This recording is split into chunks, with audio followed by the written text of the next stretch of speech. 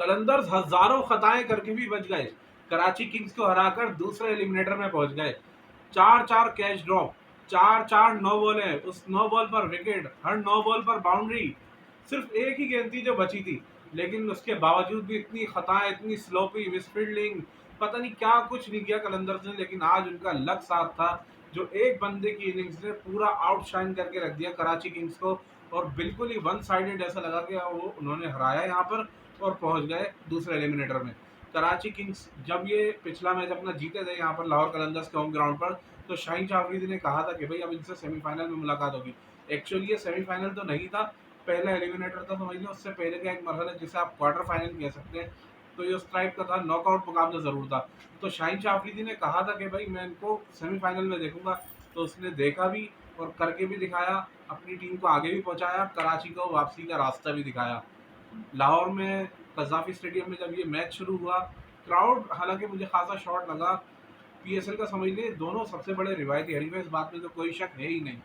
लेकिन उसके बावजूद भी क्राउड का ना आना, और एलिमिनेटर मैच भाई, कोई आम मैच भी नहीं, प्लेऑफ मरहला चल रहा है। लाहौर का क्राउड जिसके बारे में मशहूर है कि वो मैच देखने आता ही आता है, फिर भी हाउसफुल नहीं हुआ यार। स्टेडियम ऐसा लग रहा था पूरा, कोई खाली खाली सीटें पड़ी हुई थी। खैर ये अलार्मिंग ज़रूर है, लेकिन फिर भी मैच अच्छा हुआ। लाहौर के फैंस को अब खुश हो जाना चाहिए, आगे अपनी टीम को सपोर्ट करना है भाई। ग्राउंड भरो यार, अपना टूर्नामेंट है, अपनी लीग है। अभी हमने अपने दुश्मन को शिकस्त दी है, तो उस दुश्मन को शिकस्त देने का जश्न ही मनाओ यार। ग्राउंड आओ, ज़रा ग्राउंड भरो, मज़ा भी आए। यहाँ पे कराची किंग्स ने टॉस जीता, डेविड वार्नर ने, लक ने साथ दिया, पहले बैटिंग भी की, लेकिन ओपनर्स ने बस मेरे ख्याल में टिम साफर्ट ने आगाज़ दिया, और डेविड वार्नर ने 43 रन का। उसके बाद फिर नीचे से किसी ने कुछ करके नहीं दिया। जेम्स विंस आए, आज उनसे रन नहीं हुए, शाकिब अल हसन उनकी विकेट लेकर गए। उसके बाद 7 बैक के ऊपर जिम्मेदारी आई, इरफान खान को भी अच्छा आगाज मिला, लेकिन उनसे कुछ हुआ नहीं। डेविड वार्नर को एक या दो नहीं, तीन तीन चांस मिले।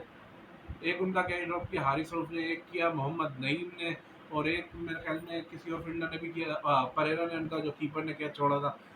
मुंह इधर हो गए थे और गेंद वहां से निकल गई। सलमान मिर्जा ने अच्छी गेंद की थी जो आउटसाइड एज निकला। तो 3 कैच डेविड वार्नर के गिरे, और उसके बावजूद भी उन्होंने सिर्फ 52 गेंदों में 75 रन किए।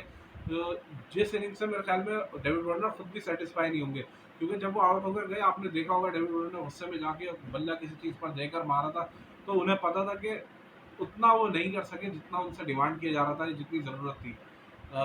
टूट फूट के कराची ने 190 रन बनाए, और ये वाकई में इनफ नहीं होने थे, ये कराची किंग्स को खुद भी पता था, और उनके फैंस जो थे वो भी यही समझ रहे थे कि 190 रन लाहौर की बिल्कुल पाठा विकेट के ऊपर मुश्किल हो जाएंगे डिफेंड करना। लेकिन फिर रन्स बने भाई, बीच में मिडिल ऑर्डर जो नाकाम रहा, 190 तक पहुंचा किसी तरह से।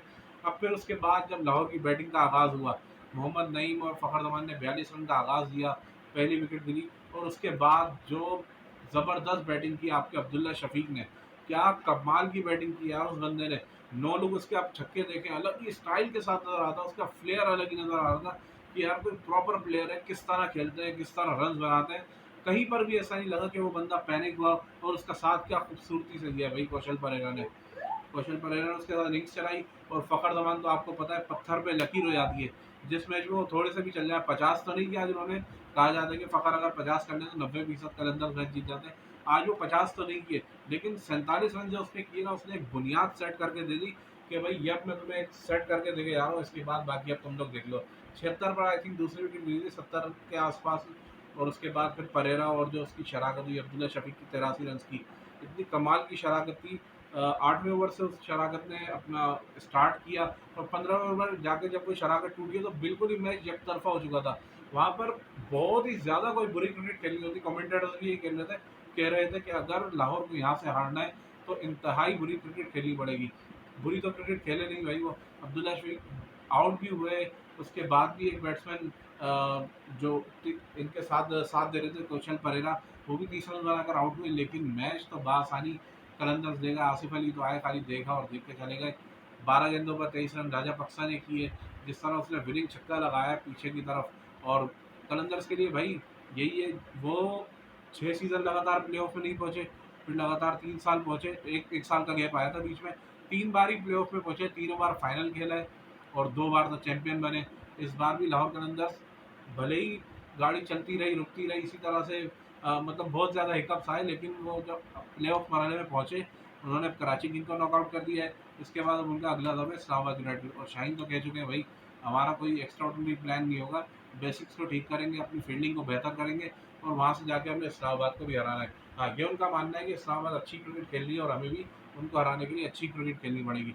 अब आज जो ये दूसरा एलिमिनेटर होगा, देखते हैं कोयटा का फाइनल लाहौर से होता है या इस्लामाबाद से। जो भी होगा बड़ा मज़ा आने वाला है इतवार को। अगली वीडियो में मुलाकात होगी। लाइक, शेयर और सब्सक्राइब ज़रूर करें।